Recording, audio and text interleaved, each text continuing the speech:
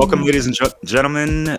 Bonjour and happy New Year. This is broadcasted on the Saturday, December 31st, 2022. And it's going to be a fresh start for the new year. And this is episode number 3 already of Dissolving the Divide. We have a very special guest who is going to be quite unfamiliar with a lot of people, but he's been doing some marvelous and magical things, and we have a lot in common, all three of us, because we have actually gone through the Blue Flame Healing Arts and Occult Science initiation with Seth Esposa, and what we're going to be talking about corresponds and correlates with all of this. So I'm really pleased and eager to hear what Rodney has to say. He's got his website, Hardcore Productions, Mr. Blue Pearl Oracle, and he has some wonderful services in regards to tarot reading and astrological readings of many different sorts. And that's not all, but we'll pass it off to Leslie because she got in contact with him first. So thank you. Yeah, welcome everybody. Thanks again to Derek Bartolicelli, our producer here, the person who had this brainstorm of this Dissolving the Divide series. And so we are in our early part of this exploration where we're talking about the inner divide and inviting people to look within themselves to learn about themselves. So self-knowledge is super important as we move forward into the various more controversial topics. And we invited a very special guest, Rodney Goodwin. I had this idea that astrology is a marvelous way to cultivate our self-knowledge, and that through the lens of astrology, we can look at our inner divides and oppositions and find insights about our inner workings, and eventually how that then will impact how we relate to other people and relate to the cosmos. So it's very broad. And so starting today with this focus on the inner self related to astrology, I'm really glad to have Rodney here. I became familiar, Rodney, with your work through actually when you were doing some interviews with Seth Esposa on Black Earth Productions, and I followed some of your astrological short videos on your Facebook page. So I thought of you for this topic. I think you're going to be great. So let's start a little bit about how, just on a very basic level, about how astrology really is a fantastic way of developing self-knowledge. And how do you approach that, Rodney? So astrology is an art of gnosis that, for me, was a game changer. And I think everybody, at least needs to have some basic knowledge of astrology to understand their solar templating. It's how your disposition is rolled out. Not only to vibrational correspondence, but how you work with the ethers as well. So, in context to that, what happens is that you have a templating when you come in, and that templating is like magnetic. So we're dealing with magnetics. And electricity here. So the grids and the planets are charged all the time with the solar activations that are going on in context to the solar spiral and what's the energies that are running through the ethers.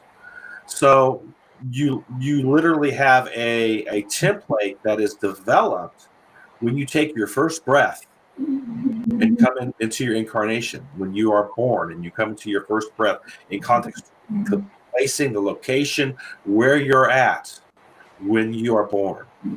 And that is magnetized to your DNA structure in your body. And literally, this is the place where you have come in to do the work, to really change your soul's journey, to bring yourself into a higher level of gnosis and activations. Of course, we're in major stellar activations right now in context to where we're at in space and time, to the great year, the grand cycle, and everything that's going on. And that's another subject. But getting into it, this templating and what you came in to do is going to play itself out in context to not only squares, oppositions, trines, sextiles, and conjunctions. These are just kind of like the major aspects that go on in a chart, but they're going to play themselves out to resolve issues that you have going on with your soul's journey in context to what you're carving out in the universe.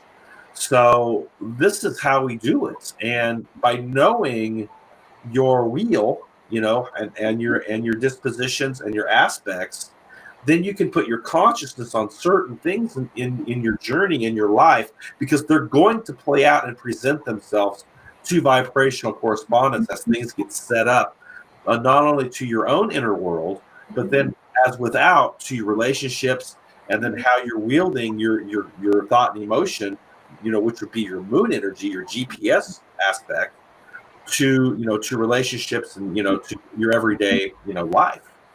And so once you understand and you see the setups and you have awareness and understanding of what's going on, then you can bring those things into balance and start to learn how to resolve them like a square, and so we'll get into what they are, but that's basically the premise of astropsychology, because it works upon as within, as without, as above, so below. Great. Yes. So you can study your wheel to then see the correspondences in your outer life, right? Right, exactly. Because you can look at the wheel, and then, if you don't know anything about astrology, you can hit an astrologist up, and then you can get into your aspects, and then you can take the study as deep as you want it, because look, you're not going to learn astrology in one lifetime. Mm-hmm. It's just too big, too broad of a study. I mean, it's layers and layers and layers. Mm-hmm. You get to one thing and you go, oh, wow, I didn't see that. And you get to that and, oh, wow, it's just like opening up doors, Yes. It's like, it's like there's 84,000 doors in front of you. It's just like, which one do you open? Well, you open one of them, then that leads to another 10 doors, and that, you know what I'm saying? And so, yeah, where do you recommend people begin on this journey of self-discovery? well, I began by just asking the questions.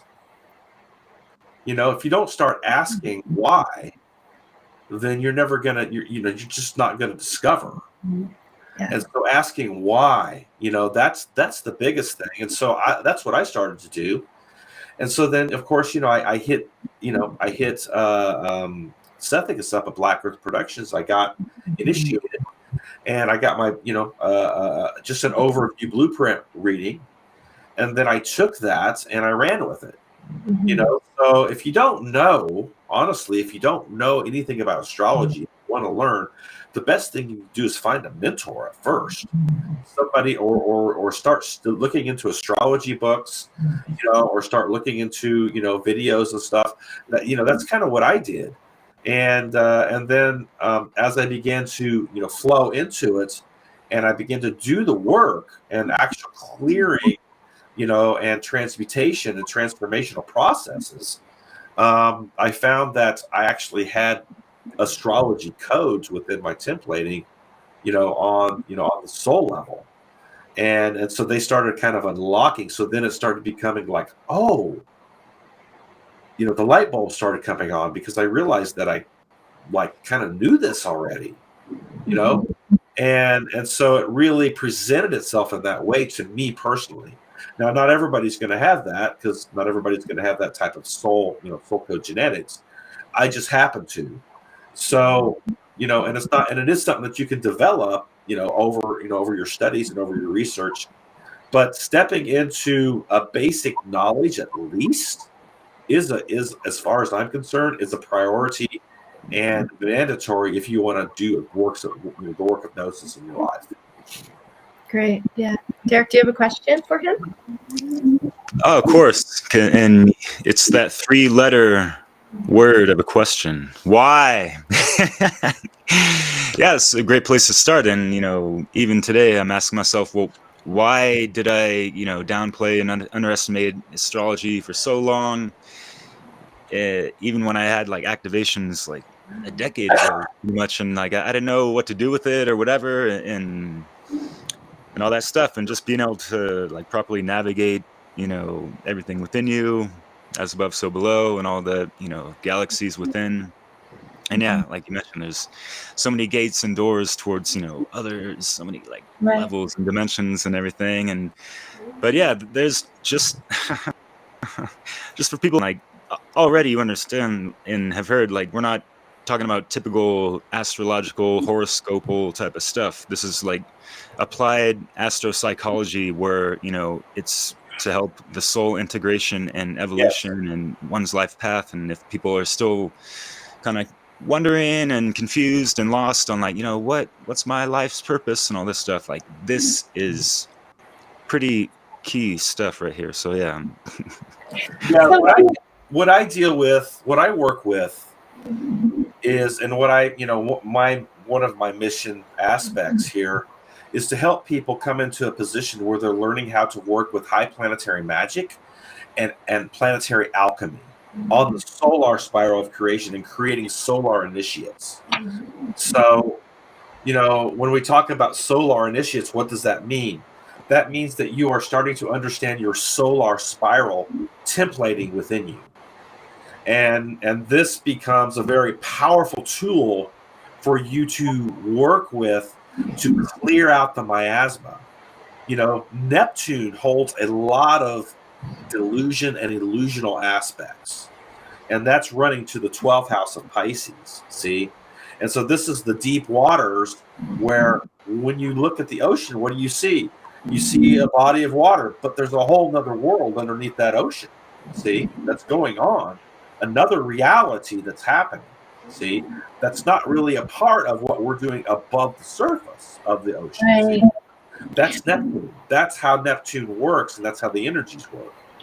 So when you're working with understanding how to, you know, clear out the miasma, the dream fog, right? The smoke, you know, not being able to know where the hell you're going. This particular art of gnosis, what it does is it helps you to clear the smoke, the fog, the miasma, the Neptune illusional aspect, and bring yourself into a place where you're actually seeing who you are. See? Yeah. And so you start at the wheel. You know, Aries is the first house, which is your ascendant, right? And that's the self. And this is what you're trying to integrate. So where your ascendant falls in context to the wheel is what you're trying to integrate into your soul complex, in context to what you're supposed to be bringing up. It's what's, you know, in context to the ascension. So that's what's rising in the east when you're born. So is that a good place to start, Rodney? Like maybe walk us through where to begin looking at the chart to, and because there's so much more obviously than the sun sign, right? There's all the planets, there's the conjunctions, there's the, you know, all these aspects. Can you give an overview and how you would advise someone to start that journey and progress? So a lot of people look at things different. You know, a lot of astrologers work different ways. Personally, I do like to look at the ascendant first. And the reason why is because that is what's rising in the east in your templating. And it is, you know, it is what you really, and it's first house. So it's always what you're trying to integrate within yourself. Your ascendant becomes a very powerful aspect to understand and understand, because if you can't get that, you know, then how are you ever going to work with your moon or your sun energies? Just starting off with this. And, you know, everybody talks about, well, what's your sign? You know, what's your sign? You know, well, I'm a, you know, and they're talking about their sun. But your sun is what you're here to build. It's your kingdom. See? How are you going to build that kingdom? You've got to integrate your ascendant first. You got to learn how to integrate what's rising in the east in context what's rising in your templating. So what's coming up needs to be, you know, it's just starting, it's dawning, right? So this is the space where you're going to have your challenges to yourself. And then by taking that and understanding your Saturnian energy in context to those challenges, delays, and limitations, you know, these are places that you really need to look at, I think, starting off, you know, and then The second place that I go is your moon, because your moon is it's like your GPS of the car. It's how you're navigating things, and this is what gets jammed in context to how you're navigating your life, your thought and emotion, your mind. And so those are the two spaces or two areas that I go to first, or I would go to first to look at, and then go to your sun, because then your sun is going to be the place where you're going to be building something, right? And it's your kingdom, it's your ego aspect, it's your will force, and so that brings light to the moon, it brings light to the ascendant. That, but it's like, if you don't know how to wield your ascendant correctly, how are you ever going to build anything? Right. How are you going to navigate to build? If you don't know how to navigate, how are you ever going to build anything? And this is why people, they get tossed around, because they don't know what their moon is and why they're getting jammed. They don't know what their ascendant is and what they're supposed to integrate. So if you don't have those two, for me, if you don't have those two ingredients in the dish, you're just not going to have it's not going to be a very flavorful dish. Yeah. So tell us more about the moon, and what does that represent? What is the power of the moon, our moon sign? So the moon energy is highly important, because, like I said, it's how you're navigating your thought and emotion. So what does the moon do? What is its power? Think about how powerful the moon is on this planet. It literally moves the largest the oceans, the lakes, everything, from one side of the tides to the other, literally. And it moves the water on the planet. It moves the water within you. See, your emotional aspect, right? And this is what gets used against us in context to jamming your moon. See, because it's learning how to understand emotional intelligence, because where is moon anchored? It's anchored in the Cancer energies. That's the fourth house. So Cancer then is the initiation in context to your moon. See? Right. So it's intelligence that's getting messed with, and then if you want to take it to cosmic principle in context to natural law or the Hermetica, it's the pendulum swing, right? So things are getting pulled back and forth, and you never find rest to the seventh house of Libra, where we find balance and harmony in context to what? The scales, see? And so where your moon placing becomes very important, because that is where they're jamming you. And and your alchemical process, is never going to get sparked, and you're never going to have that sun ignition, star core ignition within you, until you understand your moon and your ascendant. See, and bringing that into alignment, with natural law. So that's how I work with people. That's exciting. Can you give an example? Are you prepared to maybe share a real life example of how the moon placement, how it can be, jam you up, and then what you do about that? Okay. Let's say your moon's in Aries. Let's say it's in the third house. Okay. All right. Aries moon. What is Aries? Aries ruled by Mars. It's hot energy, right? Right next to the sun. Hot, you got Mercury, you got Mars. It's a lot of power. It's your warrior codes. It's your, it's your energy. It's your energy aspect of your body. It's all your passion, right?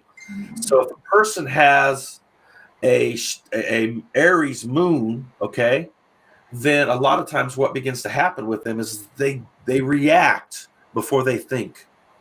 And if it's a third house, which is what, Gemini, right? So you're dealing with twins, you're dealing with polarities. An Aries moon can get swung back and forth very easily, because the Aries moon hasn't learned from Scorpio, which is its octave. Okay. That's where the Aries moon has to go. It's got to go to Scorpio, which is the octave. That's what teaches the Aries moon. See? And if it's in third house, you're overthinking, and and then you're acting out, in context of making choices, and then you get caught in the crap because you're like, oh shit, I shouldn't have made that choice. See, but you didn't think about it. You didn't look at the variables. You didn't see anything else, but just the fire rushing to your head. And that's how Aries moon. Let's say a Pisces moon. That's what I have. Okay, let's go to the extreme opposite. Pisces moons, right? Very dreamy, very wavy, right? Very emotional, very deep waters, right? So Pisces moons can really get caught in illusions because it's ruled by Neptune. So you create a lot of illusions, not only about yourself, but about situations, especially taking it to relationships. And all of this stuff can come up in your mind about relationships. Let's just take it to a stupid thing. Okay, my girlfriend didn't text me for 2 hours or 3 hours or 4 hours, right? Or my friend over here who, we're friends and stuff, hasn't hit me up for a couple of days.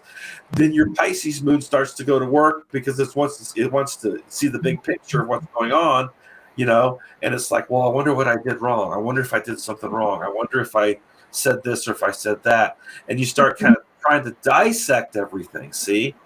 Instead of standing in your own self-confidence and self-strength and learning how to grab a hold of that Taurus energy, see, your groundedness, see? Yes. And so the Pisces can get off the rails emotionally pretty fast with the illusion, see?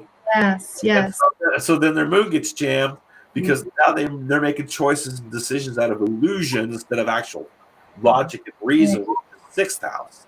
So you're dealing with that 12th house, which is powerful. It's your imagination, it's your intuition, right? But that can turn into these deep illusions, see? And so you got to be careful with that. So these are kind of the idea of how moons get jammed. Yeah, very good. Thank you. Yeah, so man, that makes a lot of sense. And yeah, just to reiterate, it's kind of like, yeah, if you're not in alignment, then there's as far as like inner conflicts. Yeah, it makes a lot of sense. And I was listening to a reading you did in one of your last videos from November, and so something really interesting. I'm going to take this out of context. I don't know if you remember or not, but you said something about like gaining perspective of both sides of the polarity. And then later on you mentioned, the 8th house being the galactic center. Okay, so it's the 9th house. 9th house is the galactic center, and that runs from 26 to 28 degrees. This is Sagittarius. And this is why Jupiter is so powerful, because it anchors the energy of Sagittarius. And so placings within that 8-degree range within Sagittarius in your chart, whether it's 9th house or actual Sagittarian gate energies, become very, very powerful in your life. Because this is the place where what I call fire magic. And so this is where we're wielding the higher mind, the higher aspect, the higher learning, our higher selves, our galactic center in context to what our ignition is to our heart. And so understanding, the polarity aspect as, let's say, as a magician or a mage, you have to understand how to work with the energy force. See, but to do that and not get pulled into a bunch of garbage, you've got to be able to find Libra, and Libra becomes the gates of wisdom, the center, the balance, the harmony of the 7th gate. See, and this is where things are wheeled out to or come to as without. So how I look at it is the first 6 gates are as within, and then to the 7th gate. The 7th gate becomes as without as you move through those gates of wisdom to the elements of the mage. And so understanding how to work with the polarity is imperative, because you've got to know how to, you can go and charge something. There's nothing wrong with charging it. If you want to look at it in context of charging something, your moon would be your negative charge and your sun would be your positive charge. See? And when you find a balance between your sun and your moon, you can work with your transits, the alchemical process with just working with your sun and your moon transits, your solar returns, your lunar returns, when the moon, the sun's transiting aspects in your chart, this is how we work with planetary alchemy. And understanding what's being charged with your moon energy, what's being charged with your sun energy, and then being able to stay in that balance and harmony of of the seventh gate of Libra, what rules that Venus. So Right. then Venus becomes a very powerful aspect in your chart, especially if you have a lot of Venus energy. Let's say you have a Libra ascendant like myself, then that becomes your chart signifier. Okay, so Venus is your ruling planet of your chart, so it becomes more important for you to be able to find balance and harmony, not only to your Taurus energies, but to your Libra energies in context to relationships. Okay.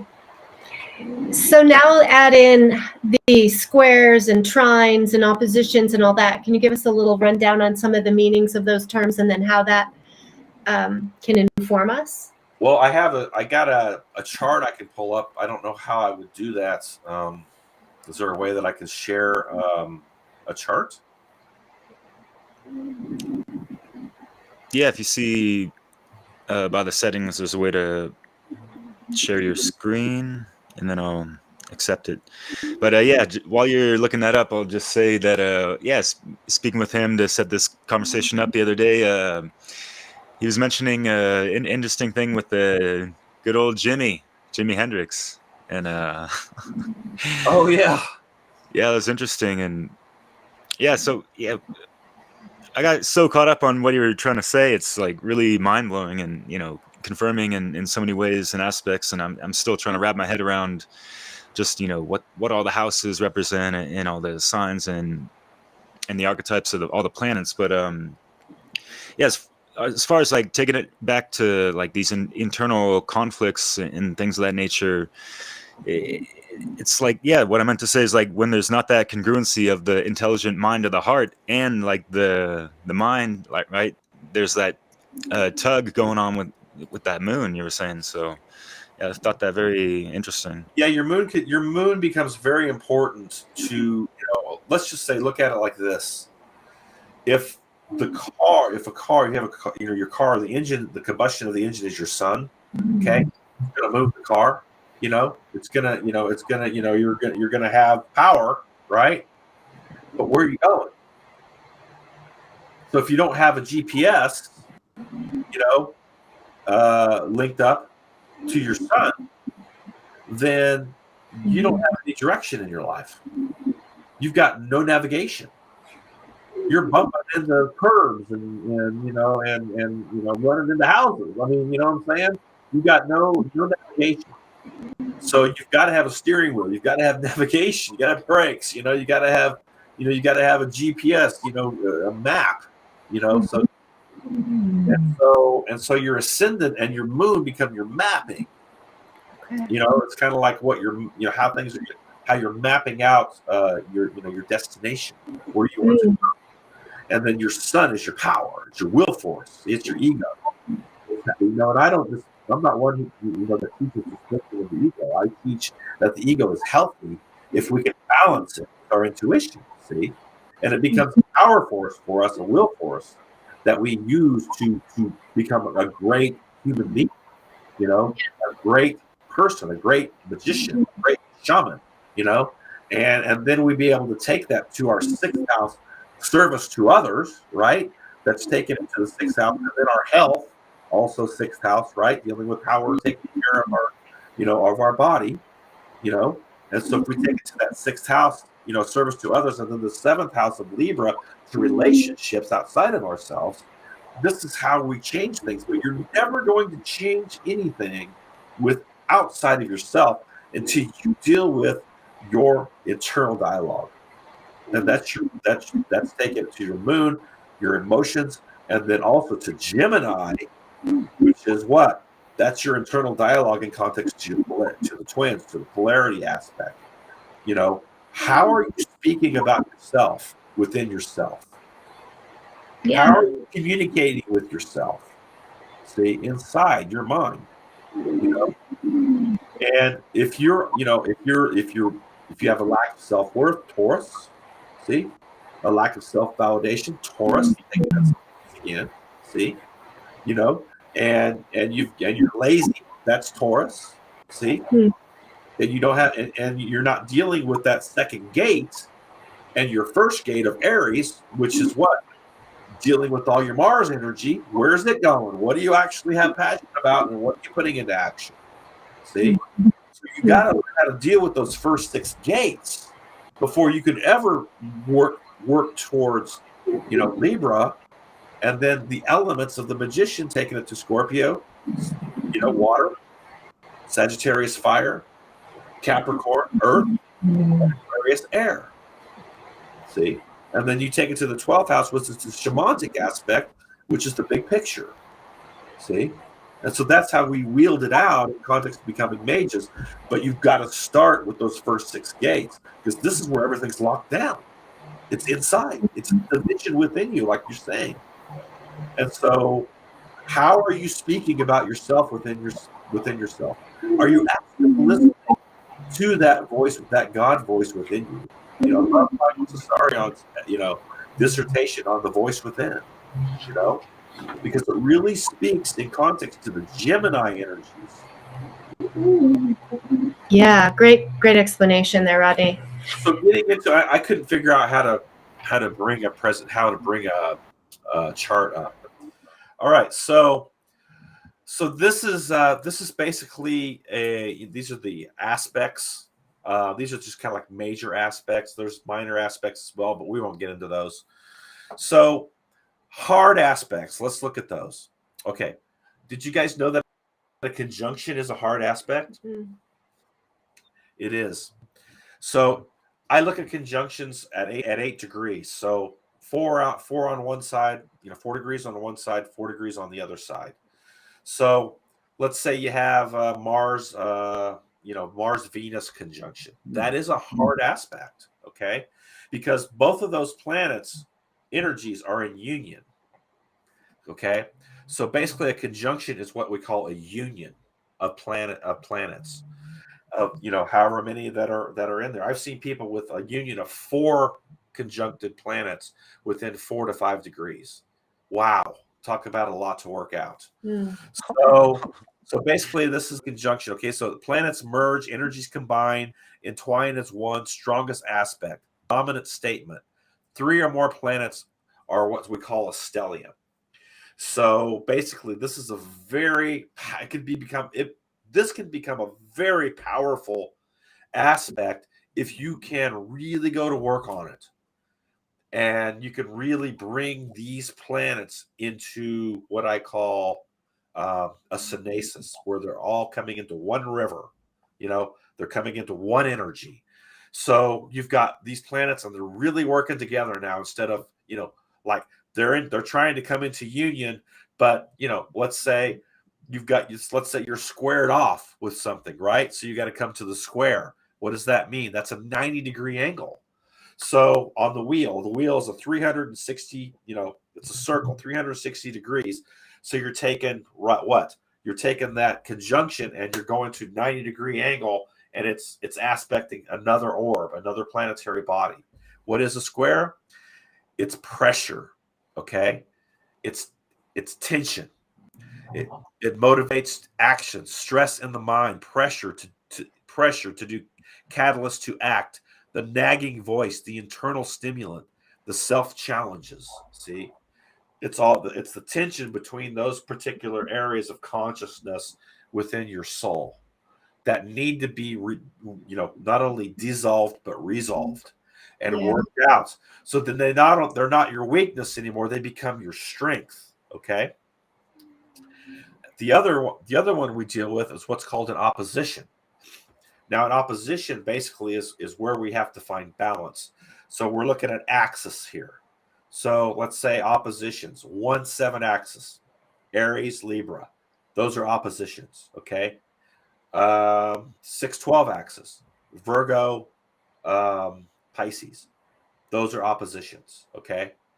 So if you have a lot of oppositions in your chart, it means that you're here to basically resolve, these aspects within your templating to bring balance to them, so that you can work with both sides of those energies whenever you need them, and you can call upon them as your strengths. So these are basically the hard aspects. So how do we work with those? Okay, we work with them through the soft aspects. The soft aspects are going to be your strengths. These are trines and sextiles. So a trine is 120 degrees.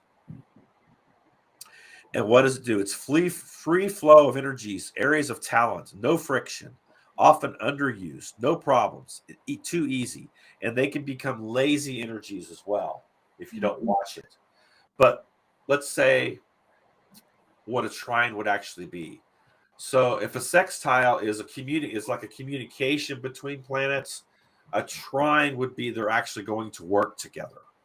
Like we are actually linking up and we're going to go to work. So a sextile is a 60 degree. And basically those are supportive energies, opportunities, finding, not realizing, helpful abilities, meddling setbacks that can become. They also can become intrusive occurrences and the almosts. So where we have to work with our sextiles is allowing flow. There's flow between those two planets or whatever conjunctions are there in context to that, and they're flowing energies. So what we have to do is we have to work with our flowing energies, our trines, our aspects, to kind of help resolve our hard aspects, our oppositions, our squares, our oppositions, our conjunctions. So I have another chart here. I'll just bring this up. Would it be helpful to give an example from some chart that you're familiar with about those aspects and how they might play out? Okay, so if you have say you have a lot of squaring off energy on your chart, okay? What does that mean? That means that you've got a lot of tension, a lot of energies that are pulling like a rubber band. There's a lot of tension there, okay? Like contradictions or pulling in different directions? So contradictions would be more opposition. Okay. Okay. We're just talking about like tension, like there's like a lot of what's the word I want to use? Agitation. Okay. That would be a good one. Like let's say your Venus is squared off with your Mars. All right. Or let's say your Sun is squared off with your Mars. Okay. So Sun squared off with Mars, that would be a lot of tension to your soul in context to working with your warrior codes and your power base and your Aries energy. And so what happens is that your Sun wants to learn, it's coming in to learn how to work with Mars, but there's tension there. There's agitation, a lot of anger issues, okay, that you're dealing with Mars. If you have it squared off with your Sun, squared off with with your Moon, a lot of anger issues with that. Let's say your Sun and Moon are squared off. Okay, that's one I see quite a bit, depending on the degree. So there's degrees with this, but let's say you've got Sun and Moon squared off at 0 degrees. What does that mean? That means that you have a lot of tension growing up in your family between your mother and your father. And that was a part of building your subconscious mind aspect in context to as a child, that first 7 years. Typically people who have that squared off either have divorce in their family between their mother and father, or the father may also have or the mother may have health issues growing up. Also, there's a possibility that basically you have a stepfather or a stepmother.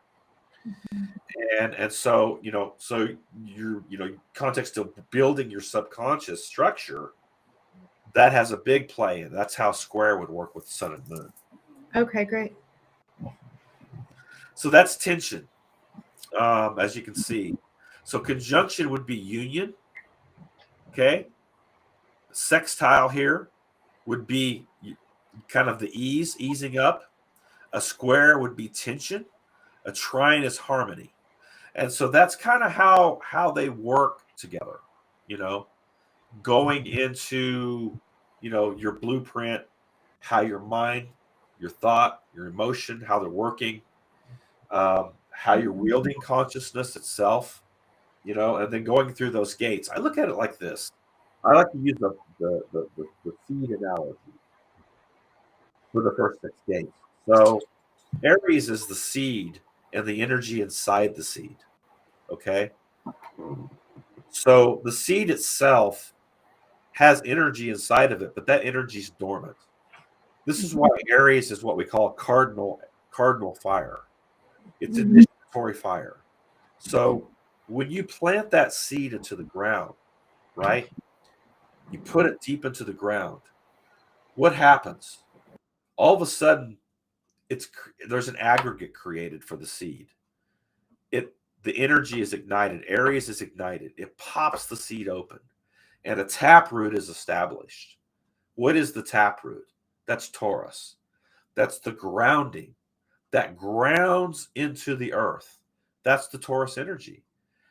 To really work, people who have a lot of Taurus energy have a real connection with nature, because Taurus, to me, is really nature, and learning how to understand the roots of things.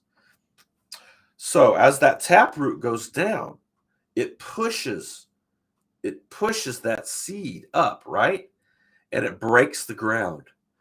The whole of that seed comes off, and the 2 petals open up. What is that? That's the air element. That's Gemini. The 2 petals. Then the water, right? The water is the other element that has to come. So the seed can establish its roots, right? That's 4th house. That's Cancer. You have to have the sun. That's Leo. That's 5th house. Photosynthesis has to begin to happen. That's 5th house. As that plant begins to grow, it begins to fill out. Photosynthesis is taking place. Water is happening. Nutrients are being put in. It's grounding. The roots are going deeper. What has to happen? It needs to be pruned. That's 6th house. That's Virgo. So that's how I kind of see, if you want to look at, the energy to like a plant. I love that. Yeah, that's brilliant, man. Wow. And so that's the internal aspect of the plant, see? So if you want to get to the fruit aspect, you got to go through the Libra gate, right? Because the plant has to establish a balance. And I believe that the 8th to 12th houses are the fruit on the tree. And so this is kind of how things work. I pulled up another chart, if you really want to look at it real quick. It's actually another really great musician that I like, trumpet player. I don't know if you've ever heard of him. His name is Miles Davis. Oh, yeah. Jazz, right? Yeah. This is Miles Davis's chart. Ooh la la. Wow. That's beautiful. So those are squares, those big red. I'll show you what this is. This is a grand cross and a grand square. Good for you. So these lines that are running all the way through the circle here in the middle, these are oppositions. Okay. And these here, all these red lines that are running connecting the oppositions are the squares. Okay. This is what we call a grand cross, grand square on the wheel. And then of course he has a grand trine here as well with got his Mars here to the Plutonian energy here, right? So that's dealing with that. You got Mars, Pluto over to Saturn. Conjunct Moon, see? So what are we running here? We are running a grand water trine with Miles Davis. And he's running oppositions here, right? With the Aquarian energy, with his Jupiter, and then taking it down here to his Neptune. So these are all very strong aspects that he has in his chart. Not only does he have a grand water trine, but he's got all this tension that's running his chart, right here. And then these oppositions in context to how things are being pulled inside of him. And he took all of this energy and he put it into his music. Wow. See, this is why he became, was able to become famous and become a great artist, because he was able to learn how to use the music, right? To bring his expression through his trumpet, through his writing, through how he did this. Jimi Hendrix has a similar chart like this. And you find that these musicians that are very powerful, that have these great self-expressions through their instrument, have a lot of these square tensions or oppositions going on with them. See? So would you kind of draw the conclusion, looking at a chart like that internally, emotionally, and intellectually, that it's a very complex mind, that there's lots of tension and emotion, conflicts within that need transmutation or expression, and that is, for these like musicians, been translated into music? This is their alchemical process. Okay. Boom. Exactly, man. Yeah. It's quite magical. The instrument becomes the place where they wield their magic. Mm. How they work it out within themselves. This is how they move the energy. See? Yeah. And this is what people have to understand. You have to learn how to move energy, and you've got to have a conduit to move it through. If you don't have that, you're going to get stagnant. You're going to have psychosis. You're going to have illusions. You're going to have, things within your life that are, let's just use this as an example. Let's say that I have 365 days of clothes. I can wear something different every day for 365 days. Mm-hmm. So I go home, I take my clothes off, I throw them in the corner. The next morning I wake up, I get me a new set of clothes, I put them on. And I do that for 365 days, and I don't do laundry. I'm just throwing them in the corner every day. Okay? What's going to happen? What's going to happen to the clothes in the corner? They're just going to be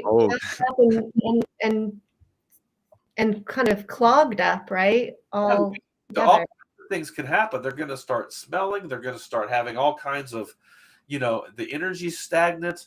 It's going to fester. Useless too. Growing in there. I mean, who knows? Because you're not dealing with what? You're not dealing with your alchemical process. Right. See? You're not dealing with your flow. I stopped the screen share on that, by the way. Yes. No worries, yeah. Trying to get back on where you guys are at. But yeah, the whole flow of being able to, it's a daily operation of just, transmuting everything going on, and move it through. So moving energy involves like not staying rigid or stuck, but also not avoiding, things that are happening, right? You have to face things and move things and find tools to move the energy through. How many people don't like conflict? Well, most people. See? Yeah. They don't like to confront not only themselves, but any situations that arise above them. What do? They push it down. Yeah. What's ironic is that people are so attracted to drama. They like to gossip and all that stuff, but like real conflict, it's another topic. Oh yeah, it's so much easier to talk behind your back than to your face. Mm-hmm. So we got to do our dirty laundry. We got to face it. We got to clean it. You've got to wash your system with the water of Scorpio. Transformation. So emotion is so important as a way of keeping. That emotion has to keep moving. Needs to be cleansed, dealt with, faced, transmuted, right? And so the tools, like for these musicians, is their instrument, their guitar, their voice, their expressive creation. And so how important is it, like from an from your perspective as an astrologer, to have creative outlets? You have to have multiple, Mm-hmm. not just one. You know, you have to create those, you know, and you have to work towards your abilities, you know, and you can learn anything, but there are certain things that you are like, you know, drawn to, you're pulled to. Mm-hmm. You know, with me, it's been music. You know, I play multiple instruments, you know, Mm-hmm. writing as well. I write, teaching. You know, these are all alchemical processes that move energy. Look, emotion is a frequency. Okay. It's energy in motion. So, you know, there's all these what? Frequencies that are running inside of us, right? And if we're not working with those frequencies to move energy, right, up our spine, look, your south node, I'm just going to throw this out. Your south star, your south node is the energy that runs up your spine. See? So, but it's also the place where you need healing. Mm-hmm. How do we do that? By understanding our North Star, navigation to our North Star. Right. And when we can go to navigate to our North Star, our South Star gets ignited, right?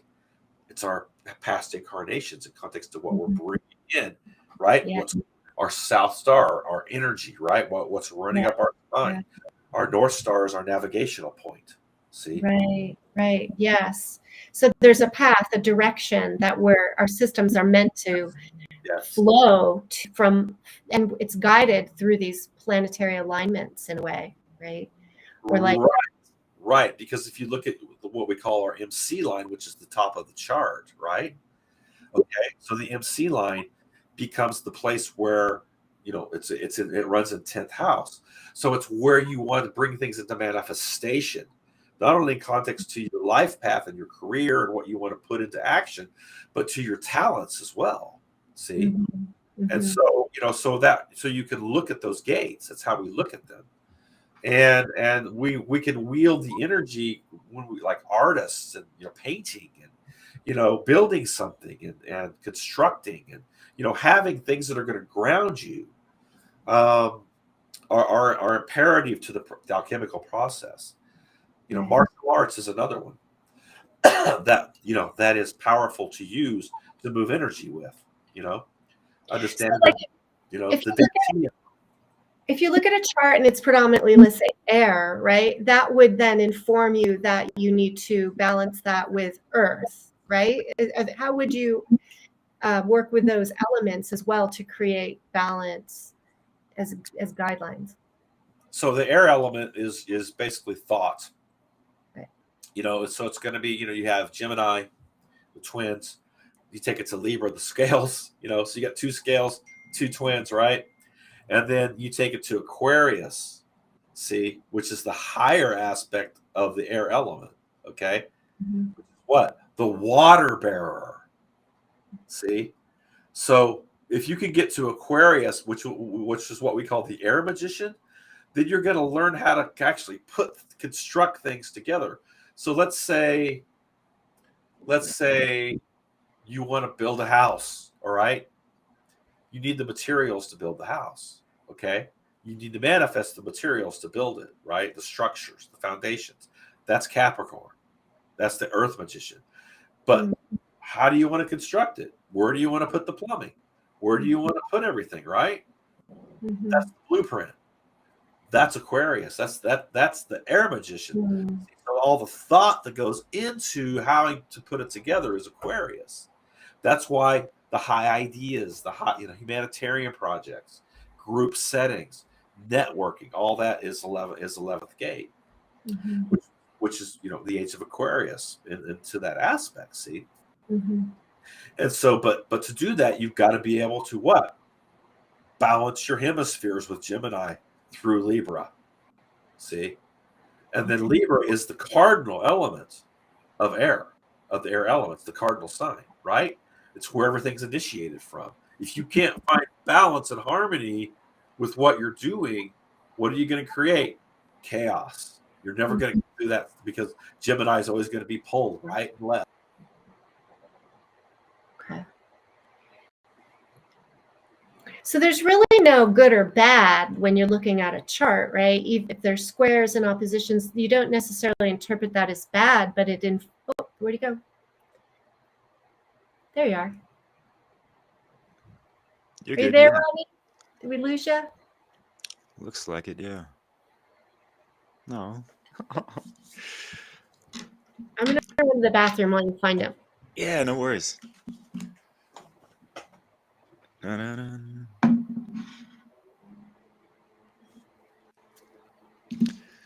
Hello. His network connection is 0. Damn.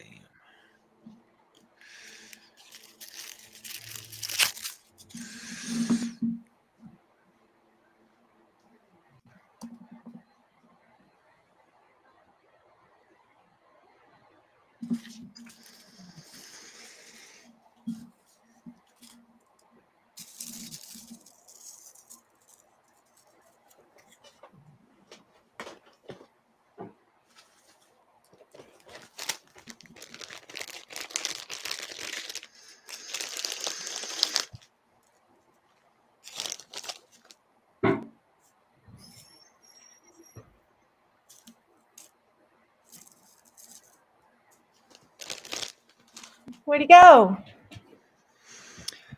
His connection was pretty bad, and I think he just went offline and probably trying to reboot it. We will see. Shoot. Let's see if don't know if he tried to message us on Facebook or not. Not yet. He's writing me though. He's there? Well, I think he's writing. Oh, the electricity just went off. Oh, damn. Oh, yeah, tell him no worries. Take his time.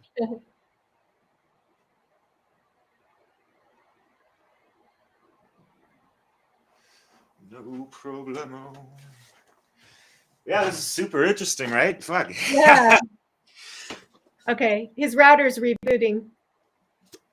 No worries.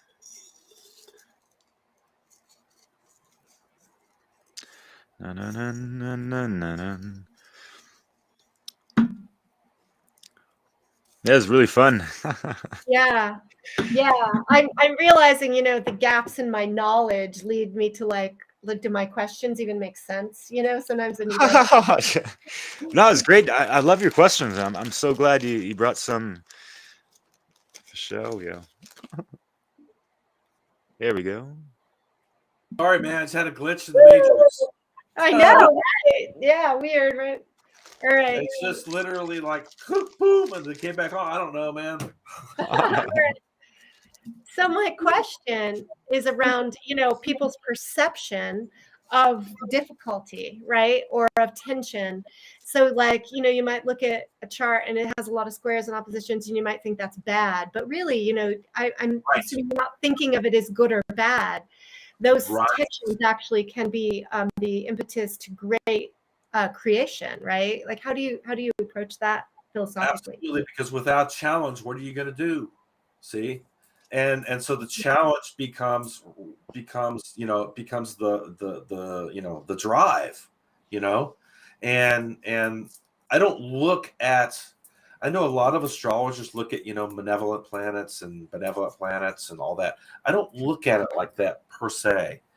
I look at things more in context to what's challenging us to become great, and that's how I approach things, because it becomes if we start looking at, oh man, it's Mercury retrograde, man, here we go again, if you start having that mindset, right? I see these memes. I'm not participating in Mercury retrograde. That's silly. Right? It's just silly. Yeah, you are. Yeah, you Yeah, are. there's a lot of new age stuff with those notions and all that, and that's kind of what kind of deterred me from like astrology. Like, yeah, it's kind of cool. Like, I don't know. For me, I was kind of weary about those things, even though I was really fascinated by them, like the mystical arts or whatever. And it's like the same with tarot. There's so many people just trying to make a quick buck off of it. You know, we see the stereotypical gypsies, you know, got their hustle on with that and whatever, and ooh, divination, whatever. But it's like, no, this is actual practical stuff you are applying to your life on a daily basis. And yeah, I just love, you know, everything you've been talking about, Rodney. I'm gonna be back in just a minute, but continue on. Yeah. So let's look at like the chart, like a Miles Davis or Jimi Hendrix. A lot of squares oppositions, right? They were able to take that energy and use it and transmute it through their, through their instrument, through their songwriting, through these alchemical processes. Look at a guy like Jim Morrison. Okay, a lot of people, are like, that guy's crazy, but he's out telling people you're nothing but a bunch of slaves. See, he actually has shamanic stuff going on in his chart, but understand how to wield it. See, right. But he took the energies and wrote all these crazy songs. Yes. See? Are there other parts of the chart, like planetary stuff or whatever, that help guide you as to how to maneuver through your challenges? Yeah, that's where I use the trines, help people use the trines and the sextiles, and and then working with their conjunctions to be able to learn how to resolve their squares and oppositions. But one of the biggest things with people with a lot of oppositions, they need to learn how to balance their hemispheres. Balance their hemispheres? Yeah. Okay. And that would be between like moon and sun? Or ego and intuition. Okay. Yeah. Because I believe that the brain, right, is the 6th and 12th house. You have the 6th house side, right? Logic, reason, compartmentalizing, putting things in order. It can become obsessive if you're too left-brained. See, right. You can become OCD.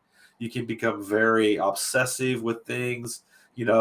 Like, let's say somebody comes in your house and you've got something sitting on the coffee table, and they move it a little bit, and that bothers the hell out of you because they moved something that you put there. See, right. You become very OCD, being left brain. Right brain, intuition. 12th house, Pisces, right? Okay, you can become too dreamy, too illusional, not grounded, not being able to connect with reality. See? And this is where a lot of mental health happen, mental problems happen. Bipolarism, because you're not able to actually come into balance and balance your hemispheres. See? So grounding techniques on how to balance, your hemispheres becomes imperative to people who have a lot of oppositions in the chart. Right. And what approaches do you recommend to people for that purpose? Just teaching grounding techniques. Yeah. Being in the present moment, grounding in your body. Yeah. I mean, your senses, your 5 senses. Exactly. Learning how to ground yourself, and meditation, of course, is a great practice because, you're able to bring yourself into a place where you're clearing, your past, your future, anxiety, face the anxiety, how do you balance the sympathetic and the parasympathetic? See, yes, you're not being pulled into flight, fight, and freeze all the time. Right. Very good. I have a question about, so let's say a person's chart does not have planets in particular houses, or they're not, what does that mean? What's missing from their chart? Okay, so let's say a person has, let's say they have Sun and Saturn conjunct, and there's no aspects. It's just out there by itself. That's a conjunction, okay? That would mean that basically those two planets, the Sun, this will force, the soul, and Saturn, are going to have to work it out because there isn't anything helping.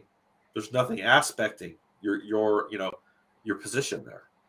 So your soul, your sun, right? Your soul, your will force, your kingdom, your ego is going to go through it. See, it's going to go through. It's going to have to go through Saturn. There is no way around it. You are stuck. You have to put yourself in that position. You came in and put yourself in that position to grind it out.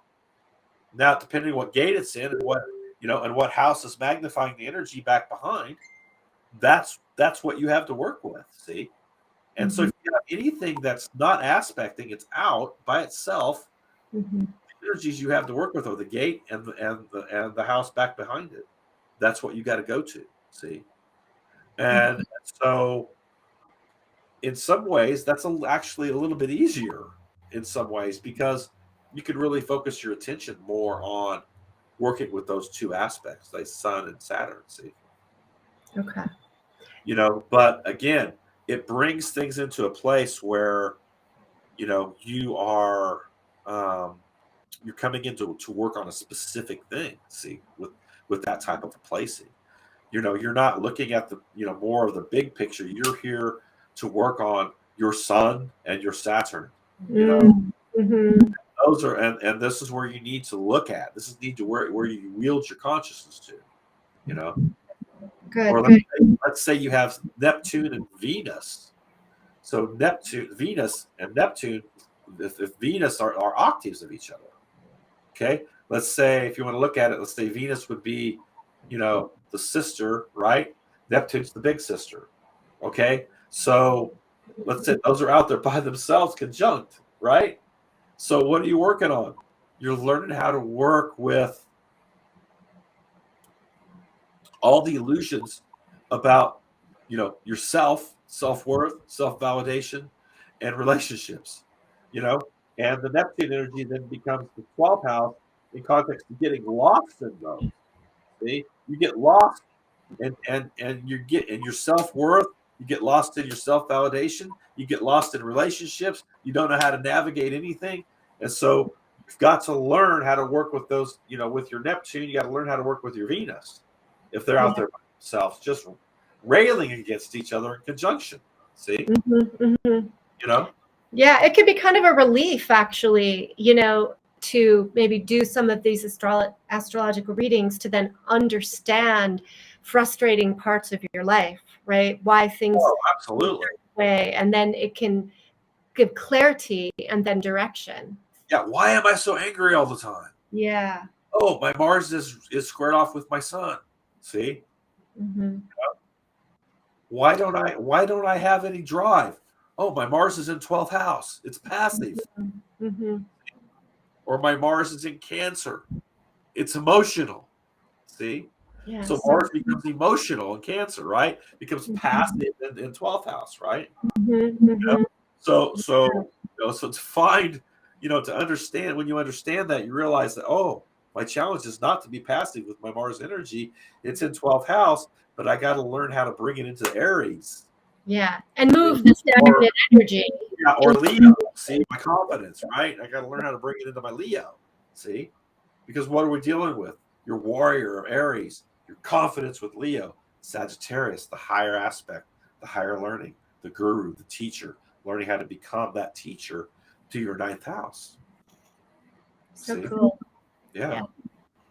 Well, yeah. I was laughing because my moon has squared off with Mars, and my moon's in Aquarius and a fire sign of Leo, and my Libra's ascending. So just going over my life and considering all those aspects, and I was doing this inner work and trying to figure out why I'd have temper tantrums when as a younger adolescent, and not being able to control and wield my magic or emotion and all that stuff, and let that stuff get the best of me. And so just understanding the astrological recipe of bringing it to Libra and finding that balance within, and I got Saturn on a 29th degree, and so Septic is just saying man, you've had it kind of rough, and I've had to learn it the hard way in a lot of ways, and so Libra ascendant, because I'm a Libra ascendant, man. Am I? I am too. Learning how to wield relationships, man. and that's a challenge all the way through, not only to yourself, but to your partner, to your workplace, to your parents, to your kids, to your siblings, all the way down the line. That's relationships, And so we have inner, then our circle, and then our outer circle, and Libra is all of that. See, and then business partnerships as well. So you're learning how to integrate. So we're integrating Libra ascendants are integrating balance and harmony with relationships. Mm-hmm. Mm-hmm. Yeah. And that's the power of the Libra energies. And then going through that Libra gate, right? Once you find it, within and without, to the 8th house, Scorpio, where you make transformation. See? And then once you start working with, with the water, right? The powerful emotional transformative transmutation aspect, it's on. See? It's on to the fire element of Sagittarius, the 9th gate, all the higher learning, seeking out a teacher, Yeah. Yeah. So cool. Okay. Now let's talk about Saturn and how you approach about the qualities of Saturn, and then how do you approach that? And you have a special program that you're offered too about that. You can talk about. Oh yeah, and I kind of want to hear your approach as well in regards to like the inversions and how it's been hexed and the whole 666 in the mix and all that jazz. But what? Now they call it the black sun, right? Yeah, man. So yeah, Mm-hmm. So Saturn, the Saturn moon, we want to call Saturn moon matrix or whatever they call it, the inversions are where things are locked down in what we call a tesseract or a cube. So it's like you have to have a key to get out. Okay. All right. So the very thing that they lock you down in context, right? You already have the key to get out, right? But you don't know it. You don't know you got the key in your pocket, in your mind, right? Because you're being inverted. You're being drove into what? Into the abyss. See? Mm-hmm. It's where they siphon the energy off. This is where it's all charged. So they flip cosmic principle, which is what Saturn represents, right? And what is the beast? 666. Who can wage war against the beast? Time. Huh. Saturn anchors time in our solar system. Oh, wow. It's Chronos. So they're using time against us. That makes total sense. That's exactly what's happening. Yeah, I kind of refer to this whole, since the fall of Atlantis, we're kind of like in this fallen time matrix. We're way off of the organic Earth timeline and all that stuff. And right.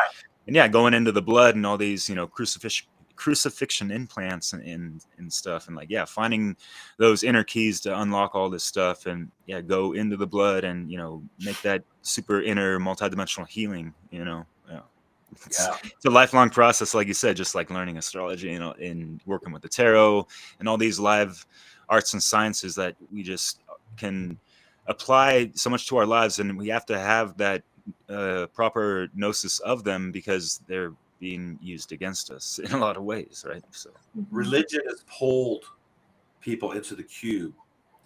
I mean, if you look at Mecca, what do? They go around the cube, right? It's a huge siphon, yeah. They actually have a religious ceremony that takes you around the cube, right? It's the black cube and the white robes around it, in Mecca, literally.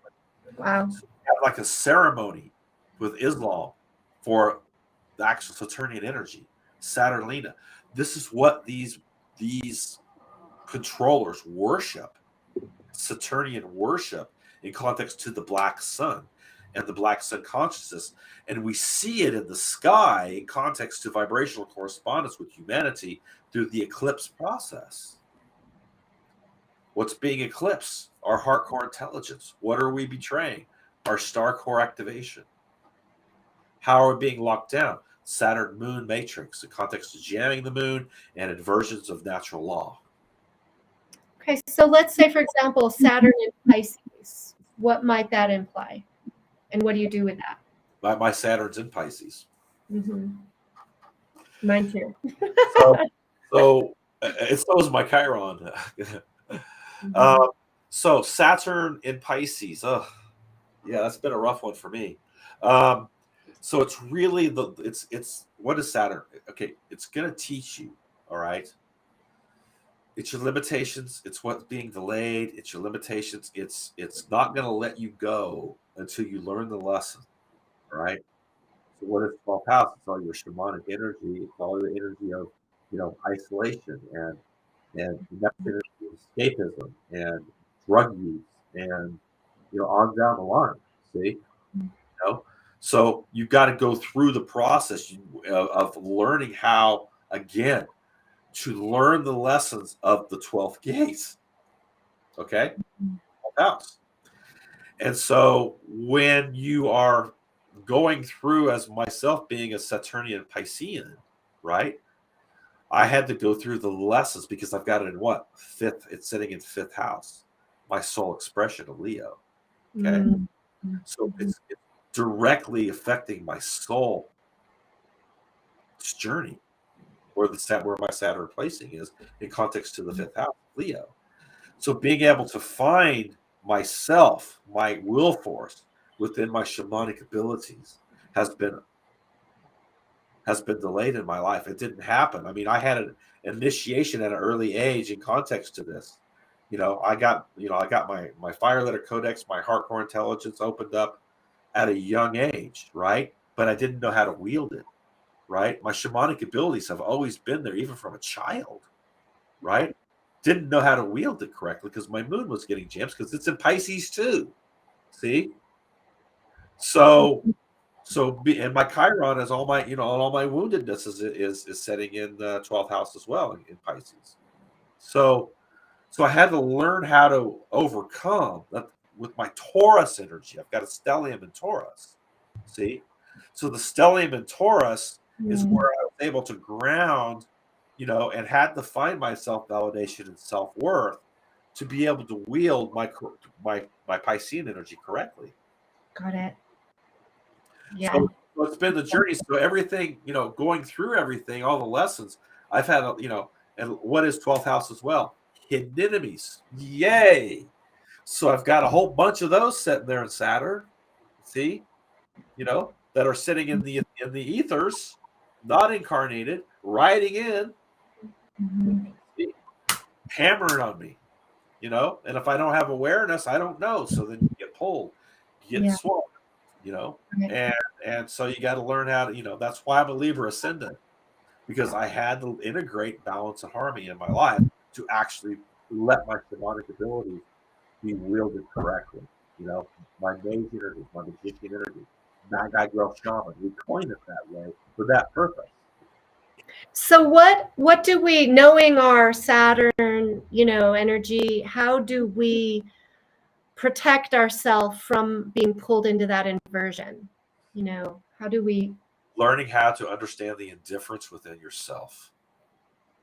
The indifference? When you're being jammed. If you don't know you're being jammed, if you don't know that you're being indifferent with yourself, if you not honest with yourself, if you're not being real with yourself, trying to become authentic, you don't have a chance. You're not going to know. You're not going to know that your energy is being siphoned off into those grid works, and pulled into the cube, pulled into the religious aspects. This is why I was pulled into the Christian church. And they used my magician and shamanic abilities to feed their grid works. Right. And it almost cost me my life. To stage 4 kidney failure, man. Wow. So what are the forms? I mean, you just gave an example of one, but the forms of expression in people's life that says they're jammed, they're off balance, they've got to develop mastery over this, their inner self. Signs that things are going wrong. Health problems. Because you're pushing emotion down, you're pushing frequency down. It's not moving. That's 6th house and 2nd house. If you're not dealing with your self-worth, your self-validation, right, to the 2nd house, what are you doing? Everything you're telling yourself within to the Gemini aspect, you're telling yourself, I just can't do that. I don't think I could handle that kind of rejection. I'm comparing myself to others. I'm doing this, I'm doing that. That he does it better than me. I'm not even going to try. Somebody's doing it better than me anyway, so why try? See? So you've got all this internal jamming going on inside your moon, right? Especially with a Piscean moon, because it's waves, man. You're feeling these waves, right? And you're trying to ride the wave, but you're getting drowned. An addiction too, maybe. Do you have any insights about it? I was getting ready to talk about that, because this is where escapism happens. So we go to what? We go to the alcohol. We go to the drug use, right? Because and look, I'm not a person that says don't do any of it. Just don't do any of it at all. Okay? Because I believe that there's certain things on this planet that were put here to help with the alchemical process. But it's got to be done correctly. You can't take it and bring yourself into a place of escapism with it where you have no control. You have no control over any of it. And so it's controlling you. You're using as a medicative aspect. You're medicating yourself daily because you are in escape. Look, Pisces can isolate themselves. I could literally live by myself and isolate myself, close the drapes, and just live like a hermit. And I would be actually just fine with that. But my moon is in 6th house. It demands that I have service to others. See? So I can't isolate myself. This is how the old mystics of old used to do it. They'd go outside of the matrix, outside of the cities, into the caves, have communities out there or by themselves. And they would live outside of things. And people would go to them, right, for consultation. We can't do it that way anymore. We've done that. I've done that in past incarnations. Okay? It has to go to the grid works now. We've got to bring the original timeline back online on this planet. The human race is sliding into the abyss. There has to be something that happens where we as magicians and mages and shamans and mystics rise above the pale of the inversions, rise above the pale of the bullshit that's going on this planet, and take authority over it with our mind, have an individual transformation that creates vibrational correspondence to the collective mind of our planet. This is how we're going to get it done. And when we come into network and connection together, it only becomes more powerful as the energy becomes amplified because of our connection. That's really well said, Rodney. I think that's a great place to sort of tie up today's conversation. Unless you've got some other points you want to play off of that, Derek. No, yeah, just wonderfully well said. And yeah, how these things tie into the whole escapism. And yeah, we can, do the transurfing or whatever people want to call it, like waltzing in and out of the matrix. And yeah, like back in the days they were just like on the outskirts, all the mages and shamans and folks that. But yeah, today is kind of a different thing, and that's kind of the direction we had with this whole dissolving the divide and trying to reach out to the lowest common person in any kind of city setting. And like, why not transform these things from the inside, out as well? There's a lot of people talking about, going out and making alternative communities off grid. I love those ideas and I'm down for that. But at the same time, like, these problems are going to follow us anywhere we go. Almost, we're not going to be never like not subjected to some of these matrix shit stems, if you will, or systems. That's Mario West likes to say that. But becomes being able to do it in the midst of the battle. Right. See, in the midst of this war on consciousness going on, to be able to become the cause point of it. Yeah. That all into this, the circle of the magician, the fulcrum, and the storm. Wielding our power, which we can't really do unless we understand our system, our energy system, and how to find harmony and activation within ourselves. Right, because our kind have been persecuted for aeons now, not only with the Inquisitions and how religion and some of the Christianity Inquisitions, man, burning people at the stake if they wouldn't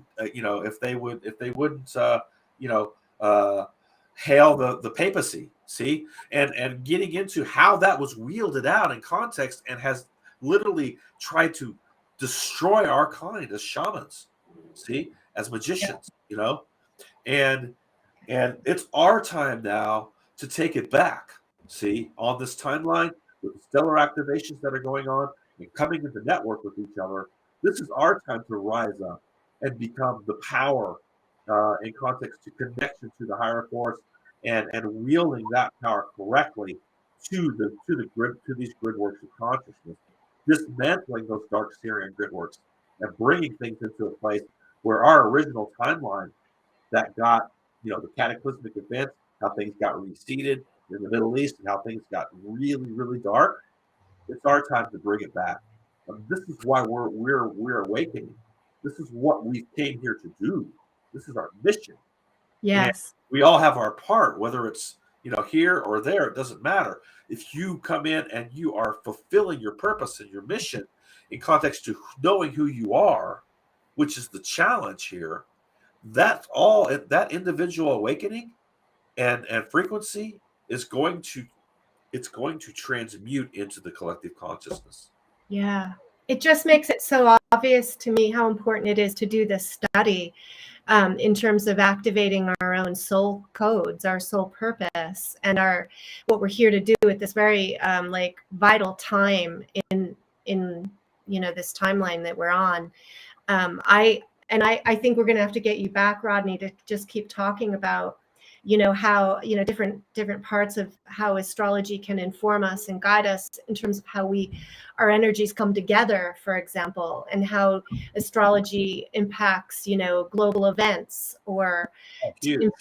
Yeah. So there's so much. Yeah. We've got Jupiter coming into Aries right now. Okay. And this, Aries is war, man.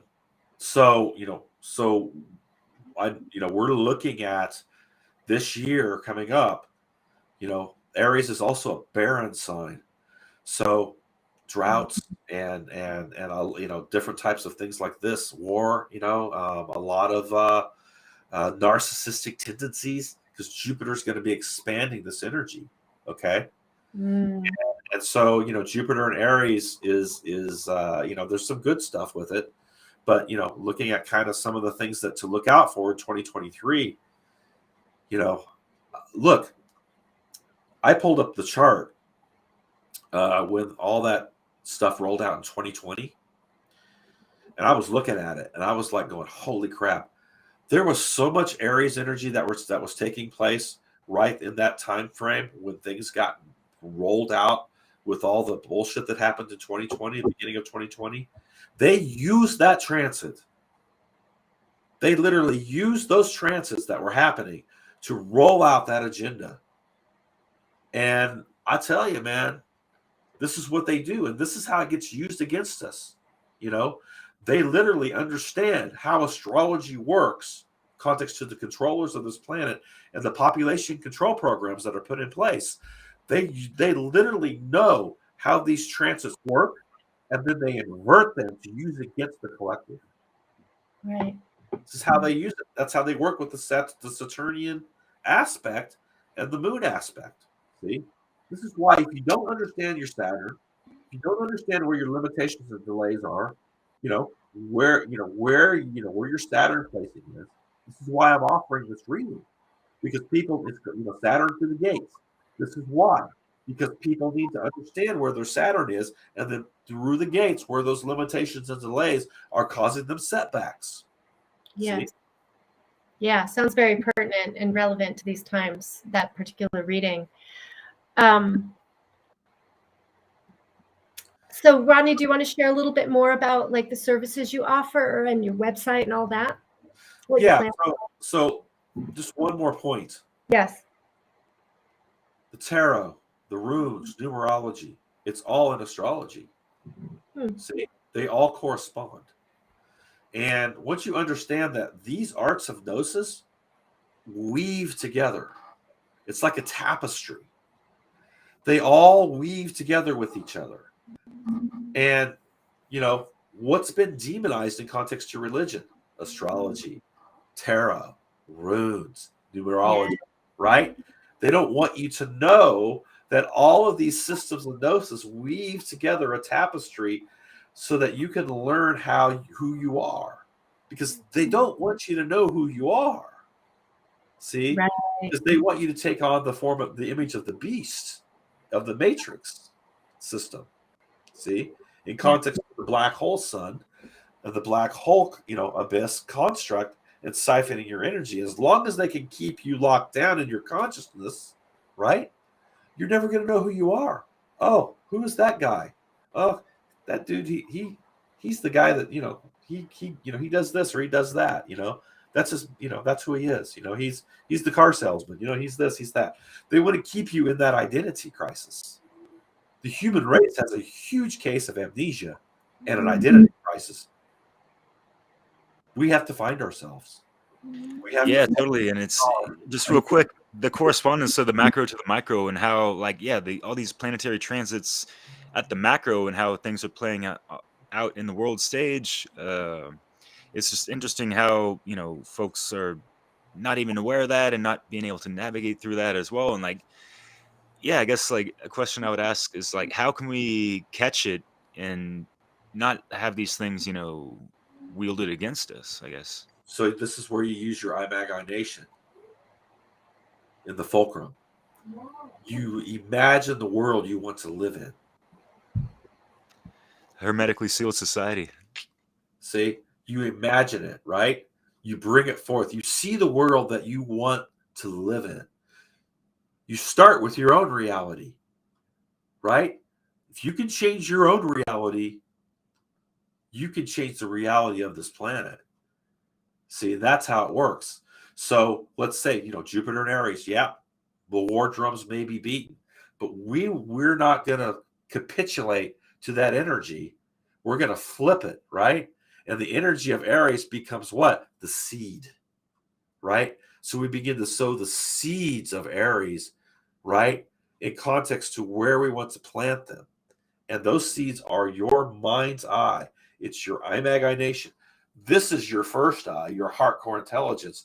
And you bridge it to your third eye, right? In context to this energy system here. And you see it. And then what do? You galder it. You speak it forth in the circle of the magician in context to what you want to see on this planet. And if we all started doing that, right, we would see major shifts happen on this planet. Yeah. I think that was a great description of how we do dissolve the divide, how we stay out of these manufactured polarities and conflicts, right? Through knowing ourself and wielding our own personal selfhood, right? Absolutely, because if you can't wield your own energy, someone or something else is. Yes. You're not in control of your own energy force. Yeah. You've got to learn how to wield your own energy first. And this is what the arts of gnosis teaches. This is why I teach astrology. It's why I give rune readings. It's why I give, tarot readings. It's why I do a 9 world reading. It's why I do a Saturn to the gate reading. It's why I do counseling. It's why I do transit readings, to help people understand themselves so they can then become the cause point of their own life, And, from a place of consciousness, so important. Awareness, consciousness. Yeah, becoming whole. What does it mean? What does salvation actually mean? Salvation actually means that your body, your soul, and your spirit are in connection with each other. See? And your soul is prospering in the midst of this. Yeah. A divine alignment. Yeah. So my website's hardcoreproductions.com. You can get a hold of me on email, hardcoreproductions9@gmail.com. You can also get a hold of me on Facebook on Hardcore Productions. You can actually book a session on that page, or you can just hit me up on Messenger at Rodney Goodwin, and that's basically how you get a hold of me. Yeah, I really encourage people to connect with Rodney and do your charts. I think there's tons to learn. Rodney, I really appreciate you being here with us on our Dissolving the Divide. I think we'll want to bring you back again. Be our Thank you. ultimate astrologer. As you can see, I'm passionate about what I do. Yeah, it's exciting. I like how you draw together so many dimensions in this work. So. Yeah, it's definitely multidimensional, man. So I thank you for having me. I so appreciate it, and just hit me up if you want to do another episode, and we could definitely set it up. I mean, I think that we all have our part, and finding that part, in our purpose in context to that, is very, very important. And I love teaching. I love doing this. It's my life's journey. It's my life's purpose, so. Yeah. Very You light up. inspirational, man. Thank you. Yeah. So. Appreciate it. Any final thoughts or words before we?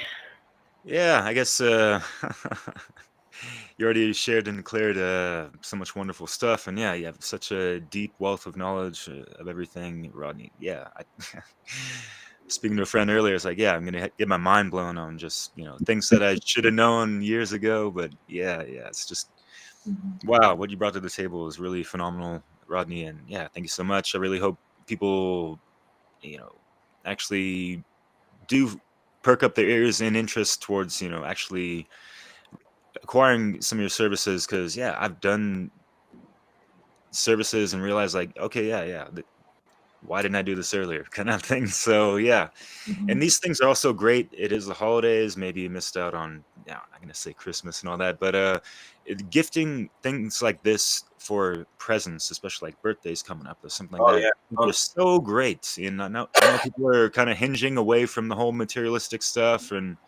Amazon or whatever. Like, this is perfect. So yeah, I had a few of those come up. People gifted astrology readings. It was great. So awesome. Yeah, it is a great gift, and you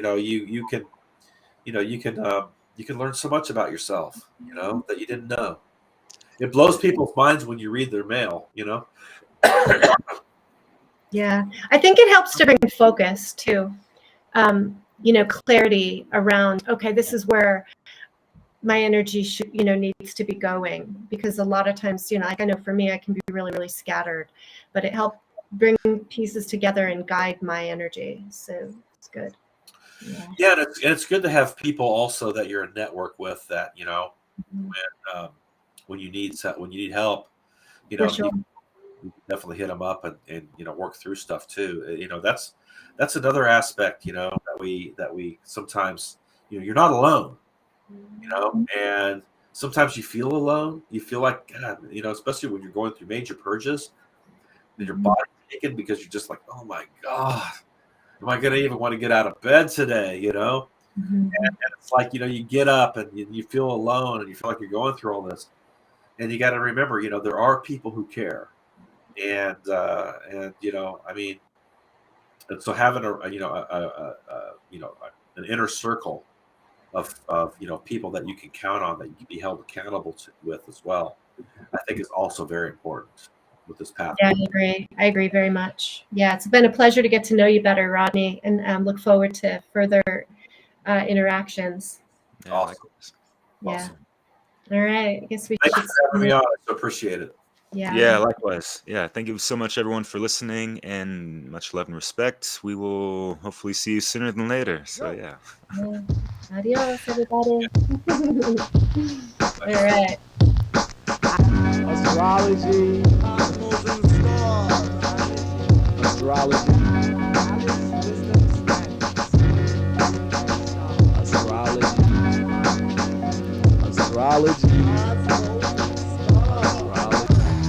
Astrology.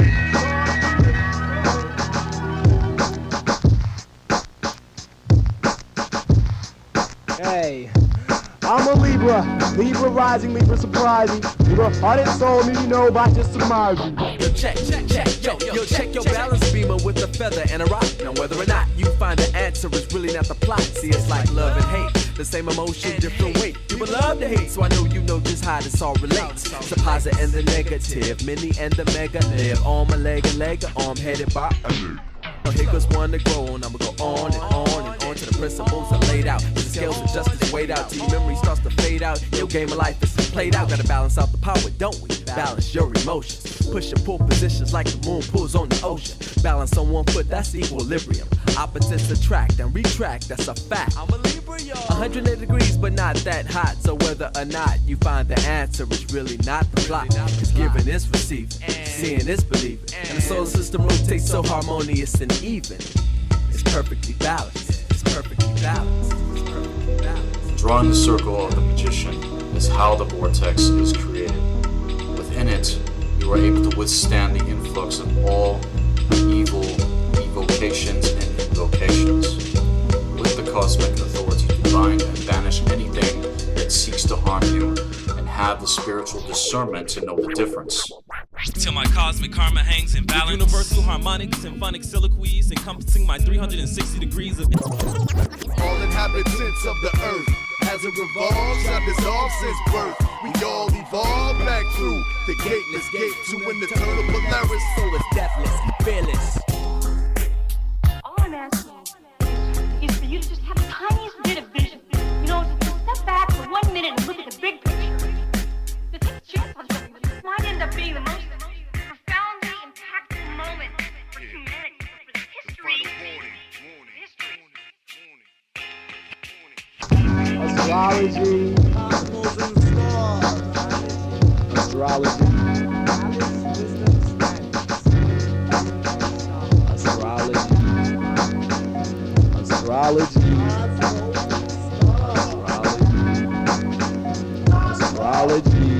All seeing is the being who's guided by triple sight, moonlight, starlight, eternal sunlight. I am Capricorn, born 360 under Astro. Rejoice for the inner voice, I hear myself laughter. Y'all be gathered soon as Saturn take his axis. Please do not glorify the name of John the Baptist. I wasn't the one who received them lashes. Work on your vibes, being ether like them gases. Walk through grasses, sit on asses, make herb ashes. It was nice while it lasted, but so long, masses. 95%, profit percent. Y'all didn't say this, but we all knew it was meant.